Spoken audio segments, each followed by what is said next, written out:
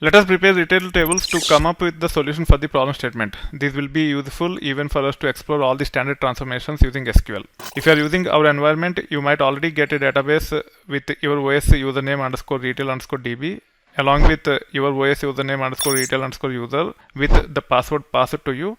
All the permissions on the retail DB created for you will be given to the user created for you. However, if you are using your own environment, you can actually leverage the pSQL, create the database, create the user, grant the permissions to the user, and then you can take it further. Let me demonstrate how you can actually create the database user and grant the permissions for retail. So in this case, I am connecting to the server. I am connecting as super user because I do not remember the Postgres password. The way you can connect to super user if you have sudo permissions is like this: sudo -u Postgres pSQL. If you are using pSQL client without sudo, you need to know the password for Postgres user, and this is how you can actually connect. pSQL -U Postgres -h localhost -p 5432 is the default port number and -W. Then it will prompt for the password. You have to enter the password.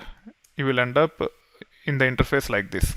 Then you can actually run the commands like this to create the database. This one will take care of creating the database for you. Once the database is created, you can create user. In this case, I am using a simple password called as retail password.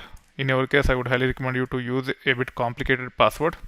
Once the password is assigned to the user created, you can actually run this command to grant all the permissions on database ITversity retail DB to ITversity retail user. Now, ITversity retail user should be able to create tables, get data into the tables, delete data from the tables, so on and so forth. As the database is set up, now you can actually come out of this, run this command with the username, then -h with host, -p with port, -d with the database, and then -W with password. It will prompt for the password. You just have to enter the password. In this case, the password is nothing but a retail underscore password, and hence I am copy pasting this, and I am inside the database ITversity retail DB as user ITversity retail user. Now you can use this /i with the location of the file you want to execute. First, I want to create the tables and then load the data into the tables. Let me open a new tab here and let me connect to the lab by saying ITversity at ilms.itversity.com, and then you can see the location of the files, which is nothing but /data /retail underscore DB. This is the script which can be leveraged to create the tables, and this is the script which can be leveraged to load the data into the tables. Now I can go here, then say /data /retail underscore DB, then create underscore DB underscore tables underscore pg.sql. It will take care of creating the tables for us.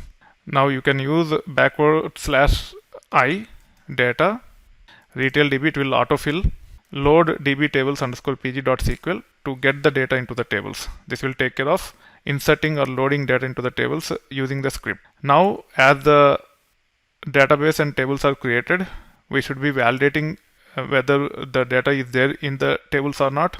I'll be using Jupyter Hub to validate. You can either use SQL Workbench or pSQL to validate. Whatever is convenient to you, you can use that to validate. To use Jupyter Hub, you have to set this environment variable to connect to the database, and hence I'm setting this environment variable called as database underscore URL with the database string. This is SQL Alchemy style database string. If you are using SQL Workbench, you just have to make sure that your SQL Workbench is connected to this database, and then you should be able to run queries against it. To use SQL Magic, we have to load this, and hence I'm running this. Just validating that I'm in the right database. You can see that I am in ITversity underscore retail underscore DB database. You can also validate whether the tables are created or not by running this query. You can see here there are 6 tables. You can also run /d here to list the tables that are created in this database. If you are using IDEs such as SQL Workbench, you should be able to use Database Explorer, and you should be able to view the tables directly using wizards. To validate whether the tables have data, you can actually run these queries with the limit 10. You can see 10 records from orders, 10 records from order items, and 10 records from products. You can also get the counts from all these tables. When it comes to orders, it contains 68,883 records. When it comes to order items, it contains 172,198 records. When it comes to products, It contains 1345 records. As we have successfully loaded data into the tables and also validated, now it is time for us to explore all the transformations and then come up with the solution for our problem statement.